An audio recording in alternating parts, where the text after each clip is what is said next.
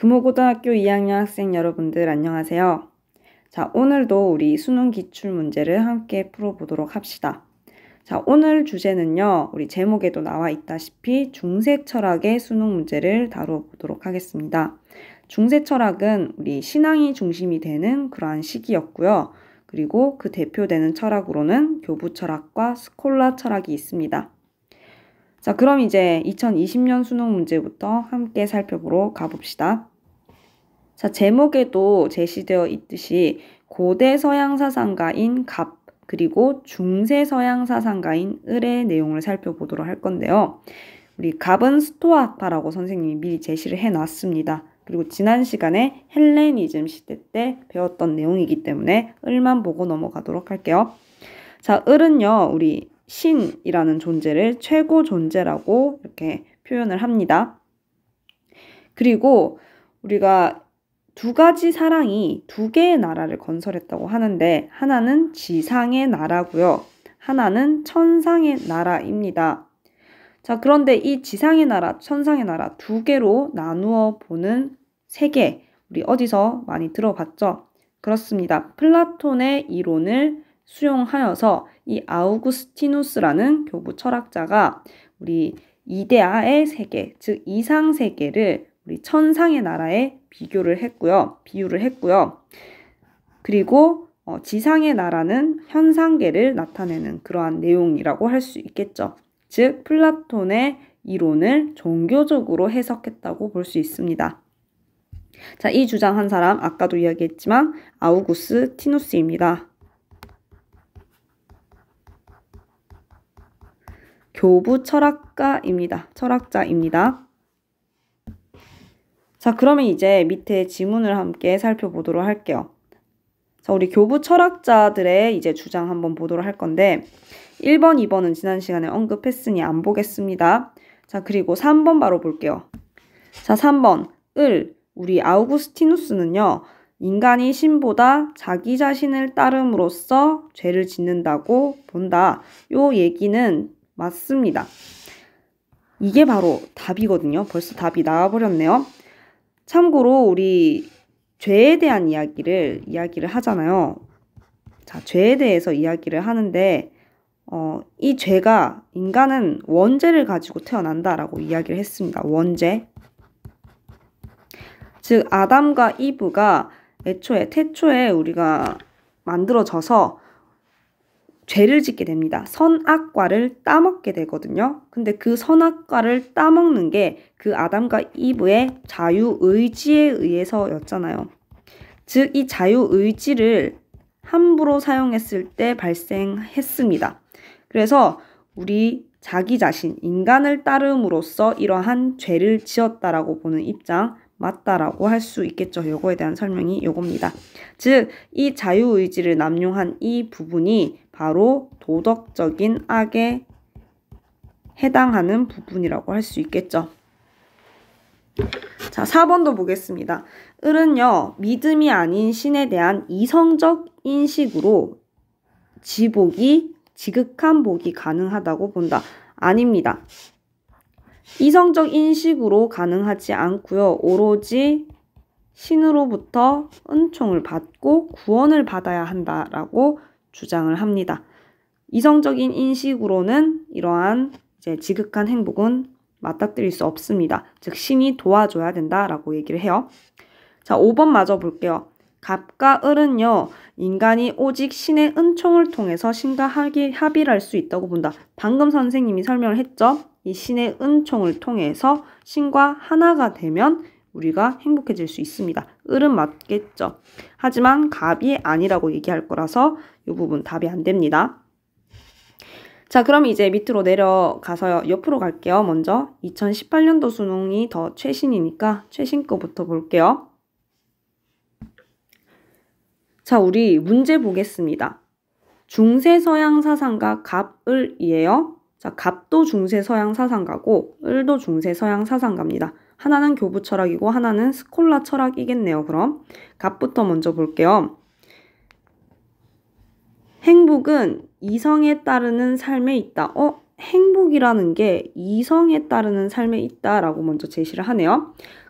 여기서는 아직 힌트를 많이 얻지는 못했어요. 일단 넘어갈게요. 이를 위해서는 본성적으로 내재하는 자연법의 명령에 따라 덕을 실천해야 한다. 자연법이라는 이제 용어가 좀 등장을 했네요. 그러나 이러한 행복은 현세의 행복이다 라고 설명을 하고 있습니다. 단지 현세의 행복일 뿐이다. 그러면 이제 중요한 부분, 이 부분이겠죠. 영원한 행복은 신을 보고 신과 하나가 되는 것이다 라고 설명하고 있습니다. 이 부분이 이제 중요한 부분이라고 할 수 있겠죠. 즉 신과 하나가 되는 게 진정한 그리고 영원한 행복이다 라고 설명을 하고 있습니다. 즉 우리 이 이야기 스콜라 철학, 우리 아퀴나스의 철학이라는 걸 알 수 있습니다. 즉 아리스토텔레스의 영향을 받았거든요. 이 아리스토텔레스의 영향을 받아가지고 우리 현세의 행복을 지성의 덕과 품성의 덕 이런 것들 이성을 바탕으로 해서 쌓으면 된다고 얘기를 했는데 거기에 이제 종교적인 덕도 더해지고 그리고 나아가서 신으로부터 은총을 받으면 이제 영원한 행복에 도달할 수 있다라고 얘기를 합니다. 자, 현세의 행복 그리고 내세의 행복, 즉 영원한 행복까지 생각하는 거 우리 스콜라 철학이라고 할 수 있고요. 그리고 여기에서 첫 번째 문장 이것도 중요합니다. 이 스콜라 철학은 우리 교부 철학은 이 이성에 대한 이제 설명이 별로 없어요. 이성을 활용해서 신을 인식할 수 없다라고 얘기를 하는데 스콜라 철학의 경우는 이성을 바탕으로 해서 신을 인식할 수는 있다라고 얘기를 합니다. 그래서 이성의 강조점을 살짝 더 뒀다는 점에서 차이가 있죠. 교부 철학과. 자, 읽어보겠습니다. 행복은 오직 신앙으로 가능하다. 행복의 필수 조건은 영원한 생명인데 원죄 때문에 인간은 죽을 수밖에 없는 운명을 가지고 태어났다. 신의 은총을 믿음으로써 지상의 나라에서 벗어나 영원한 생명을 얻을 수 있는 신의 나라로 가야 한다. 행복은 오직 신앙으로 가능하다라고 얘기를 합니다. 자, 행복은 이제 신앙으로, 오로지 신앙으로 가능하다. 물론 갑도 이거에 대해서 동의를 할 거예요. 행복이라는 게 이성에 따라서 얻을 수 있는 행복은 현세의 행복이라고 갑은 얘기를 했던 거고 물론 완전한 행복은 이 갑도 신앙이라고 얘기를 합니다. 자, 을은요 아예 대놓고 그냥 처음부터 신앙의 얘기만 합니다. 자, 그리고 지상의 나라에서 신의 나라로 가야 한다 이렇게 표현을 하고 있죠. 자, 요런 거 두 개의 나라 이거 플라톤의 영향을 받았던 두 개의 나라이구나. 즉 아우구스티누스 교부 철학의 내용이구나를 바로 파악하시면 될 것 같습니다. 자, 이제 그럼 내려가 볼게요. 1번부터 5번까지 볼게요. 갑은요, 우리 아퀴나스, 즉 스콜라 철학이었죠. 갑은요, 신앙이 이성보다 우선하지만 이성으로 신의 존재를 증명할 수 있다. 이게 이 스콜라 철학의 대표적인 특징이라고 할 수 있습니다. 신앙이 우리 이성보다 우선한다 라고 그때 우리 수업 시간에 이야기를 했었죠. 신앙이 이성보다 우선한 거 맞습니다. 그렇지만 이성이 필요 없는 게 아니라 신의 존재를 인식하고 증명을 해줄 수는 있어요. 교부 철학은 아니라고 하겠지만 갑은 우리 아우구스티누스가 아닌 아퀴나스는 동의를 할 내용입니다. 아퀴나스는 스콜라 철학은 동의합니다. 자, 이제 2번 볼게요. 자연법에 위배되는 실정법이라도 법이기 때문에 준수해야 된다. 우리 네 가지 법, 아퀴나스의 네 가지 법 바로 위에 여러분들 적혀 있잖아요. 학습지 윗부분에. 그 윗부분 내용을 보면 이 실정법은 자연법에서 도출되는 거예요. 위배되면 안 되고 자연법에서부터 도출되어서 실정법이 나올 수 있어야 됩니다.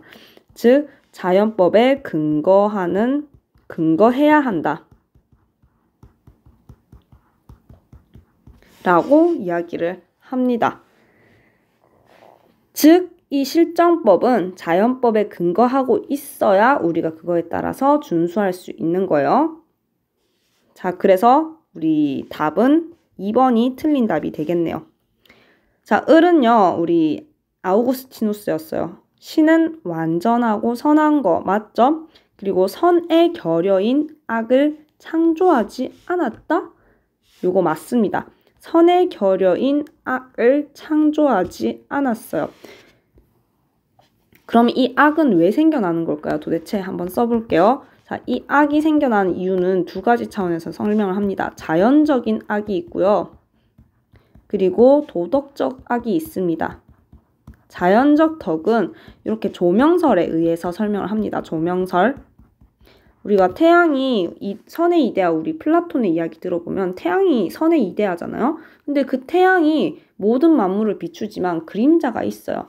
즉 선의 결여인 거예요. 선이 그걸 다 쬐어주지 못했던 거예요. 태양이 모든 부분을 다 빛으로 쏘아주지 못했던 거죠. 즉 빛이 부족한, 즉 선의 결여가 악이 되는 겁니다. 만들어낸 게 아니라 그냥 선이 부족했던 거예요.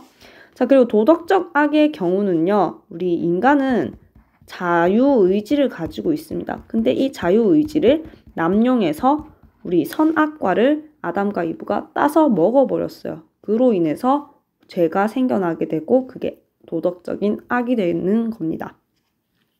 자, 이렇게 우리 악에 대한 이제 내용도 살펴보시면 될 것 같고 4번 보겠습니다. 신을 사랑하고 신과 하나가 되는 것이 인간에게 최고의 행복이다. 이거 갑과 을 모두가 동의할 내용이에요. 왜냐하면 윗부분 볼까요? 우리 지문에도 신과 하나가 되는 거 이렇게 얘기를 하고 있어요. 갑도. 그리고 을 역시도 신과 하나가 되는 거 이게 목표입니다. 그래서 4번도 맞고요. 5번 볼게요. 인간은요. 스스로 노력만으로는 완전한 행복을 얻을 수 없다. 스스로 완전한 행복을 얻을 수 없습니다. 이게 제일 이 중세 철학의 핵심이라고 할 수 있겠죠. 신이 무조건 필요해요. 자, 그래서 답은 2번인 걸 한 번 더 확인해 볼 수 있겠죠. 자, 그럼 2017년도 이제 수능 문제 보도록 할게요. 중세 서양 사상가 갑, 그리고 근대 서양 사상가 을의 입장에 대한 설명으로 옳은 것은, 자, 을은 미리 선생님이 옆에 제시해 놨습니다. 여러분들은 옆에 보이죠? 스피노자입니다. 학습지에 보면 스피노자라고 제시되어 있을 거예요. 그리고 이게 2017년 수능 문제라 가지고 선생님이 스피노자 그 부분에서는 이 내용을 삽입을 안 했어요. 3개년만 다루고 있잖아요. 2020, 19, 18년도 3개년도만 다루고 있어서 이 스피노자도 같이 볼게요. 오늘 다음 시간에 스피노자에서 이 17년도 문제가 빠져 있어요. 그래서 한번 같이 볼게요. 자, 갑은요. 한번 보겠습니다. 신학의 목적은 영원한 행복이다. 영원한 행복이 목적이다. 그리고 모든 실천적 학문의 목적은 그것에로 질서 지워져 있다. 모든 학문, 우리가 이성을 바탕으로 해가지고 공부하는 것도 거기에서 다 기본이 되는 거라고 하네요.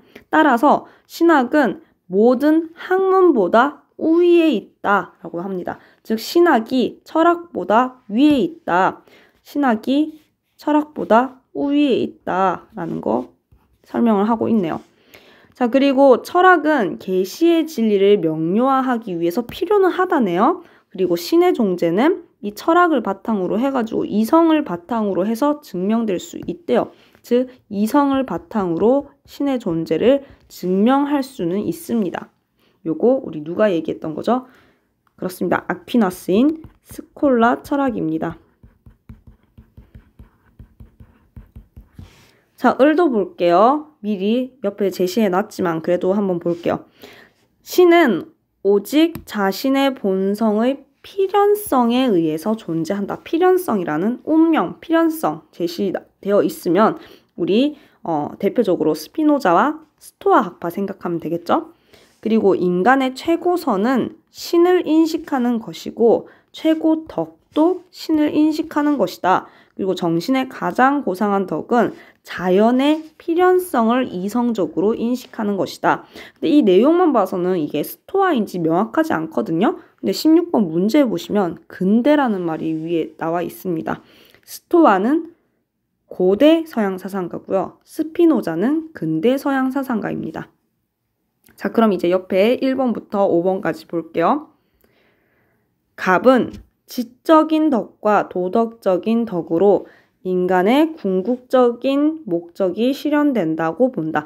이 지적인 덕과 도덕적인 덕은요, 아리스토텔레스가 이야기했던 이 지성의 덕, 지적인 덕, 지성의 덕 같은 말이에요.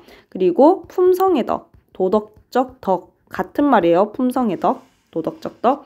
이거를 통해서 우리가 현세의 행복은 가능하다라고 했죠. 현세 행복을 가져올 수는 있을 거예요. 근데 다만 여기에다가 이제 종교적인 덕까지도 더해줘야 되겠죠.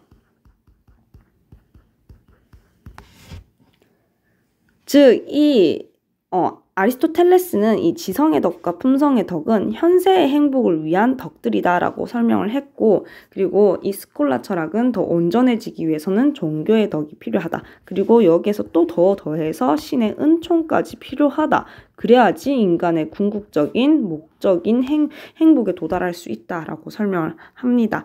즉, 이게 온전히 지성의 덕, 품성의 덕으로만 목적에 도달할 수는 없겠죠. X입니다.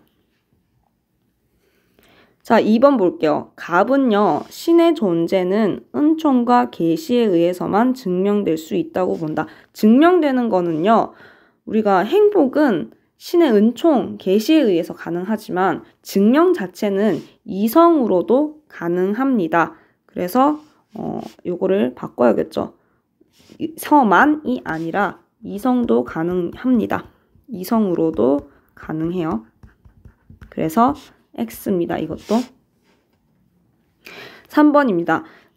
우리 스피노자의 경우는 신에게 인과 법칙을 벗어날 수 있는 자유의지 없다. 맞죠? 우리 자유의지, 인간도 없지만 신도 없다라고 수업 시간에 언급을 했었습니다. 그 정도로 필연성, 즉 인과 법칙을 되게 중요시했던 사람이라고 할 수 있겠죠. 4번입니다. 을은 지성적 직관으로 모든 정서를 제거해야 최고선에 이른다. 모든 정서를 제거한다라는 말이 잘못됐다라고 얘기를 했죠. 우리가 정념, 우리 잘못된 수동적인 감정은 제거를 해야 되는 거 맞아요. 근데 우리 인간은 코나투스, 모든 존재는 코나투스를 가지고 있다고 얘기를 했죠. 존재 보존 능력을 가지고 있어요. 근데 이 코나투스에 의해서 우리는 늘 욕구들이 생겨난단 말이에요. 근데 이 욕망이 잘못됐다라고 할 수 있을까라는 질문이 나오는 거죠. 우리가 살기 위해서 뿌리를 내리는 그 식물에 대해서 그 물을 원하는 그 욕망을 우리가 비난할 수 있을까? 제거해야 될까라는 질문을 할 수 있겠죠. 즉, 여기서부터 나올 수 있는 말은 모든 욕망 혹은 정서 혹은 정념을 제거하라라는 말은 옳지 않다라는 거죠. 제거하라는 말은 옳지 않습니다. 제거하라는 말은 옳지 않아요. 글씨가 좀 뭉개지네요. 끝부분이라서 제거하라는 건 제거하라는 거 X. 자, 그러면 이제 이 4번도 당연히 아니라는 것을 알 수 있겠죠. 모든 정서가 아니라 수동적인 감정인 정념을 제거해야지 최고선에 이르는 겁니다. 자, 5번 가겠습니다. 갑을은요, 신을 인식함으로써 자연의 필연성을 초월한다? 자, 우리 이 필연성이란 용어, 우리 스피노자가 주로 사용하는 용어잖아요. 근데 이 필연성은 절대로 초월할 수 있는 게 아닙니다. 즉, 을의 경우는 초월할 수 없는 거다라고 주장을 하겠죠. 그래서 을이 동의하지 않을 내용이기 때문에 답은 3번이라는 거 알 수 있을 겁니다. 자, 그리고 우리 선생님이 수업 시간에 언급했듯이 제일 마지막 장, 우리 8장, 서양 8장 끝부분을 한번 살펴보도록 할까요? 자, 서양 8장입니다. 그리고 뒷면으로 넘어가 보도록 할게요. 뒷면에 보시면 제일 마지막 부분에 선생님이 이렇게 내용을 넣어놨습니다. 선생님이 이 5장의 중세 부분에 이 2019년도에 스콜라 철학이 있다는 걸 내가 모르고 그때 빠뜨렸는데 나중에 19년도 수능 문제 보니까 또 있더라고요. 그래서 선생님이 뒤에 추가를 했습니다. 같이 지금 볼게요. 자, 미리 스콜라 철학이라고 스포일러를 해버렸지만 같이 그래도 봅시다. 자, 다음 중세 서양 사상가의 입장으로 가장 적절한 것은 신 안에 있는 법, 이 영원법이고, 그리고 이 영원법이 인간에게 이제 들어간 게 자연법입니다. 자, 그리고 이 인간에게는 자신의 본성을 포함해서 공동선을 위한 실천 원리들을 파악할 수 있는 이성이 있어요. 근데 그 이성을 바탕으로 우리가 선을 추구하고 악을 피하라 라는 자연법의 제1원리를 파악할 수 있는 거겠죠? 파악할 수 있겠죠. 자, 그런데 가변적이고 다양한 인간 일에 이런 추상적인 법을 적용하기 어렵기 때문에 실정법을 만들어내는 겁니다. 즉, 정리를 하자면 가장 근원적으로 영원법이 있고요. 그리고 이게 인간에게 들어오게 되면 자연법이 됩니다. 즉, 영원법으로부터 자연법이 나오게 되는 거겠죠. 반대로 화살표를 해볼까요? 영원법이 더 위에 있는 법입니다. 즉, 자연법의 근거는 영원법이라고 할 수 있겠죠. 그리고 이 자연법으로부터 나온 게 또 실정법이라고 할 수 있습니다. 즉, 이 실정법의 근거가 자연법이라고 할 수 있겠죠. 자, 근거가 자연법이라고 할 수 있습니다. 자, 이 내용 우리 아퀴나스의 이제 4가지 법, 신법은 여기에 빠져 있는데 이 정도만 해도 충분히 이해할 수 있겠죠, 여러분들. 아퀴나스라는 것을. 자, 그럼 이제 아퀴나스의 4가지 법에 대한 설명으로 가장 적절한 거 한번 찾아보도록 합시다. 실정법은요, 신이 제정한 것일까요? 아니죠. 실정법이라는 것은 인간법이라고도 부릅니다. 인간이 제정한 것입니다. 신이 제정한 것은 영원법이라고 할 수 있겠죠? 그리고 이 실정법의 제정 근거는 물론 근본적으로 더 올라가게 되면 영원법이 맞겠지만 엄밀히 말하면 우리 자연법이 그 제정 근거가 될 수 있겠죠. 2번입니다. 자연법을 이해하기만 하면 현세에서 완전한 행복이 보장될까요? 우리 중세 철학은요, 완전한 행복을 위해서는요, 이런 이성의 능력, 자연법을 이해만 한다고 가능한 게 아니라 신과 하나가 되어야 됩니다. 즉, 신과 하나가 되기 위해서는 우리 은총을 받아야 된다라고 얘기를 합니다. 구원받고 은총을 받아야 합니다. 그래서 완전한 행복이 보장되는 것도 아니겠죠. 3번, 신의 의지인 영원법이 불변하죠. 근데 이 영원법에서 나중에 이렇게 파생되어 나온 실정법도 불변할까요? 아닙니다. 실정법은요, 상황에 따라 그리고 시대에 따라서 변할 수 있습니다.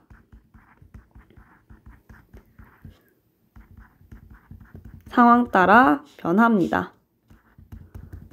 공간이 좀 작네요. 변합니다. 상황에 따라서 변한다.